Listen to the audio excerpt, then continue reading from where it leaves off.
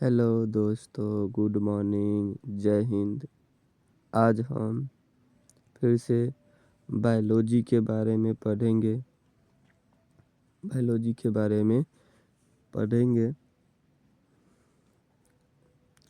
इससे पहले हम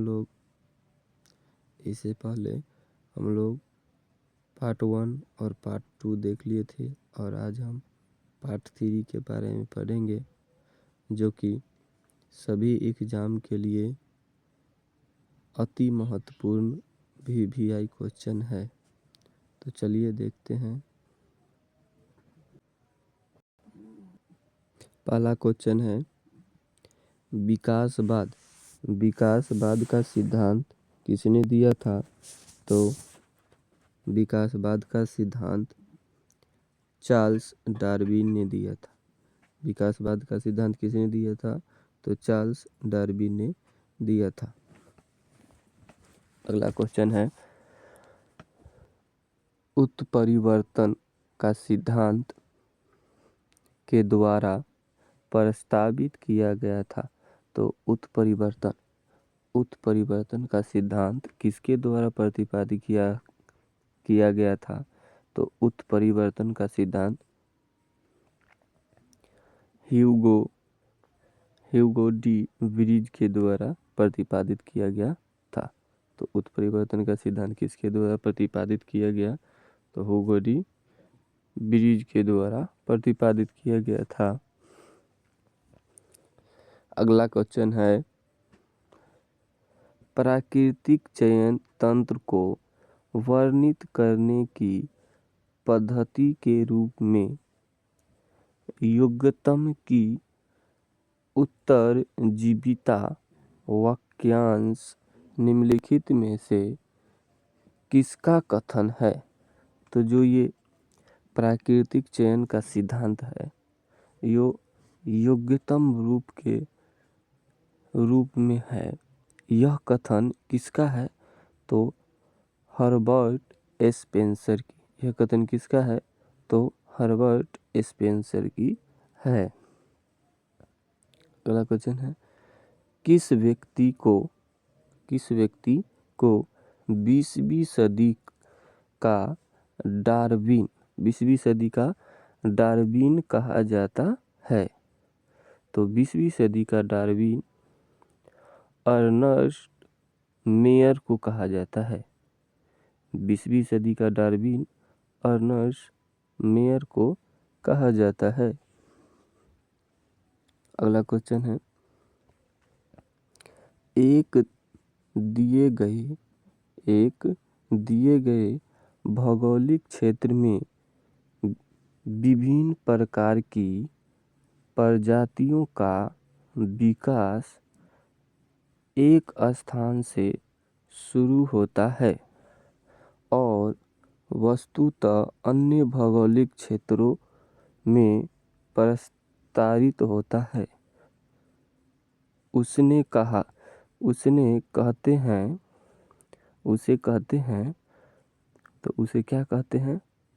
कहते हैं अनुकूली विकिरण कहते हैं। उसे क्या कहते हैं? तो उसे अनुकूली विकिरण कहते हैं। उसके बाद अगला क्वेश्चन है, भारत का वह कौन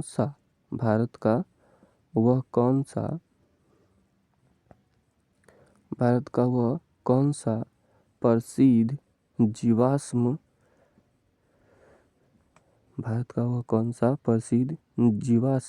स्थल है जहाँ डायनासोर का पूर्ण कंकाल पाया गया था? तो भारत का वह कौन सा स्थान है जहाँ पे डायनासोर का कंकाल पाया गया था? तो महाराष्ट्र राज्य के वर्धमाना स्थान पर डायनासोर का कंकाल पाया गया था। आशा करता हूँ आप लोग समझे होंगे। उसके बाद आगे देखते हैं। उसके बाद अगला पॉइंट है, निम्न ने यह सुझाव दिया कि निम्न यानी कि किसने यह सुझाव दिया कि जीवन की उत्पत्ति सरल अकार्बनिक गुणों से हुई होगी। यानी कि यह सुझाव किसने दिया कि जो जीव है उसकी उत्पत्ति सरल कार्बनिक अणु से हुई है। तो यह बात कहा था जे.बी.एस. हार्डेन ने कहा था। तो जीवों की उत्पत्ति सरल अकार्बनिक पदार्थ से हुआ है, यह बात किसने कहा? तो जे.बी.एस. हार्डेन ने कहा था। अगला पॉइंट है, कोशिका में पाचन थैली कहलाती है। तो कोशिका में पाचन थैली क्या होता है? तो कोशिका में पाचन थैली लाइसोसोम को कहते हैं। कोशिका में पाचन थैली किसको कहते हैं? तो लाइसोसोम को कहते हैं। अगला पॉइंट है, फैलोपियन ट्यूब को काटना और बांधना कहलाता है। कहने का मतलब है कि फैलोपियन ट्यूब को काट देना और बांध देना क्या कहलाता है? तो ट्यूबैक्टोमी कहलाता है। तो फैलोपियन ट्यूब को काटना और बांधना क्या कहलाता है? तो ट्यूबैक्टोमी कहलाता है। अगला पॉइंट है, कोशिका का शक्ति गृह यानी कि पावर हाउस किसको कहा जाता है? तो कोशिका का शक्ति गृह यानी कि शक्ति घर यानी कि पावर हाउस। तो कोशिका का शक्ति घर अर्थात पावर हाउस किसको कहा जाता है? तो सूत्रकणिका यानी कि माइटोकॉन्ड्रिया को कहा जाता है। पावर हाउस किसको कहा जाता है? तो सूत्रकणिका यानी कि माइटोकॉन्ड्रिया को powerhouse of the cell कहा जाता है। अगला पॉइंट है, किसी कोशिका के भीतर केंद्र में स्थित विशिष्ट गोलाकार संरचना को कहा जाता है। तो जो कोशिका होती है उसके अंदर केंद्र में एक विशिष्ट गोलाकार संरचना होती है। उस संरचना को क्या कहा जाता है? तो उस संरचना को नाभिक कहा जाता है यानी कि केंद्रक कहा जाता है। अगला पॉइंट है, कोशिका की प्रोटीन की फैक्ट्री के रूप में जाना जाता है। तो कोशिका के प्रोटीन फैक्ट्री के रूप में किसे जाना जाता है? तो कोशिका के प्रोटीन फैक्ट्री के रूप में लाइसोसोम को जाना जाता है। प्रोटीन फैक्ट्री किसको कहा जाता है? तो लाइसोसोम को कहा जाता है। अगला पॉइंट है, खून में कुछ कोशिकाओं की उपस्थिति के कारण रक्त के थक्का का गठन होता है। इन कोशिकाओं को कहा जाता है यानी कि जो खून होता है उसमें किस कोशिका के उपस्थिति के कारण रक्त का थक्का जमता है, तो उस कोशिका को क्या कहा जाता है? तो उस कोशिका को प्रोथ्रोम्बिन कहा जाता है। यानी कि रक्त का थक्का जिस कोशिका के कारण जमता है उसे प्रोथ्रोम्बिन कहा जाता है। अगला पॉइंट देखते हैं। अगला पॉइंट है, जीवित प्राणियों में निषेचन के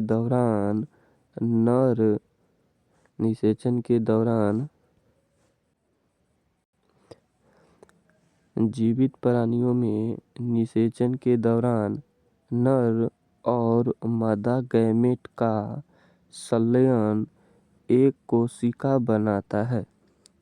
तो जब निषेचन होता है तो नर युग्मक और मादा युग्मक मिलकर यानी कि संलयन करके एक कोशिका के लिए होता है, जिसे कहा जाता है युग्मनज। जिसे क्या कहा जाता है? तो उसे युग्मनज कहा जाता है। कहने का मतलब है कि नर गैमेट और मादा गैमेट दोनों संलयन करके मिलके युग्मनज यानी कि जाइगोट का निर्माण करती है। अगला पॉइंट है मानव शरीर का वह भाग जो ऑस्टियोपोरोसिस यानी कि ऑस्टियोपोरोसिस से प्रभावित होता है उसे कहते हैं हड्डियाँ। तो जो मानव शरीर है इसमें ऑस्टियोपोरोसिस रोग के कारण हड्डी की क्षति पहुंचती है। अगला पॉइंट है पशु कोशिका में नहीं पाया जाता है। तो पशु के कोशिका में क्या नहीं पाया जाता है? तो पशु के कोशिका में कोशिका भित्ति नहीं पाई जाती है। अगला पॉइंट है लाल रक्त सेल के निर्माण के लिए आवश्यक है।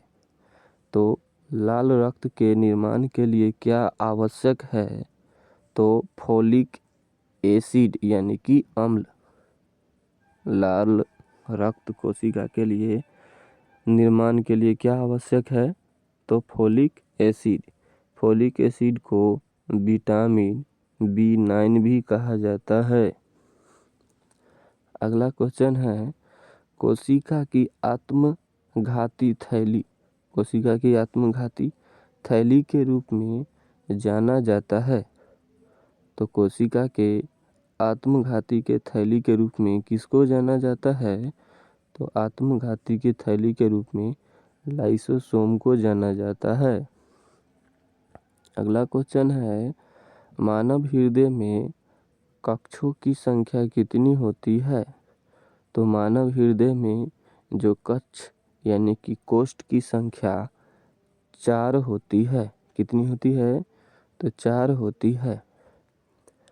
अगला है DNA की द्विकुंडली संरचना दिया था। तो DNA के द्विकुंडली मॉडल को किसने दिया था? तो वाटसन एवं क्रिक ने दिया था। द्विकुंडली मॉडल किसने दिया? तो वाटसन एंड क्रिक ने दिया था। अगला क्वेश्चन है प्लाज्मा झिल्ली बनी होती है। तो प्लाज्मा झिल्ली किससे बनी होती है? तो प्रोटीन एवं फास्फोलिपिड से। तो प्लाज्मा झिल्ली किससे बनी होती है? तो प्रोटीन और फास्फोलिपिड प्रोटीन दोनों से मिलकर बनी होती है।